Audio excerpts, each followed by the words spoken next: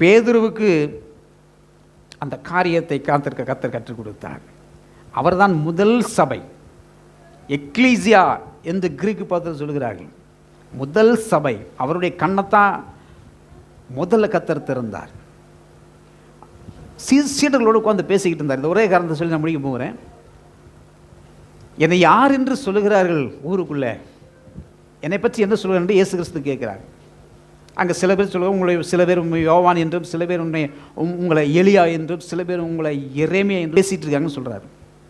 ஆனால் அந்த இடத்துல பேதுரு மட்டும் சொல்லுகிறார், இல்லை, நீர் மெய்யான ஜீவனுள்ள கிறிஸ்து, மெசையா, நீங்கள் தான் இந்த உலகத்திற்கு வர வேண்டிய இயேசு, வாழ்வு தரும் இரட்சகர் நீங்கள் தான் என்று சொல்லும் பொழுது இயேசு சொல்லுகிறார், இந்த கல்லின் மீது என் சபையை நான் கட்டுவேன்.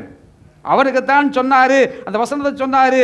இந்த மத்தேயு 16ஆம் அதிகாரத்திற்குள்ள பேதுருவிடத்தில் சொல்லுகிறார், பரலோக ராஜ்யத்தின் திறவுகோலை முதலாக பேதுருடைய கரங்களில் தேவன் கொடுத்தார்.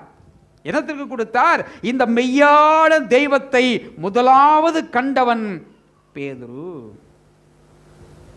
பெத்ரோஸ் என்ன கிரீக்கில் சொல்லுகிறார்கள். பெத்ரோ அப்படின்னு சொன்னா பாறை. கிரீக்கில் சொல்லுகிறார்கள் மிகப்பெரிய கடினமான பாறை. அந்த பாறைக்குள்ள தேவன் ஒரு கல்லை வைக்க விரும்பினார். அந்த கல் மூளைக்கல்லாகிய இயேசு கிறிஸ்து. அந்த கல்லுக்குள் முளைத்த கட்டடங்கள் தான் ஆவிக்குரிய மாளிகையாக தேவன் என்னையும் உங்களையும் இந்த உலகத்திற்குள் உருவாக்கி கொண்டு வருகிறார். இன்றைக்கு அந்த வரத்தை பிடிச்சு கொண்டு நிற்கிறாய் மகளே, மகனே.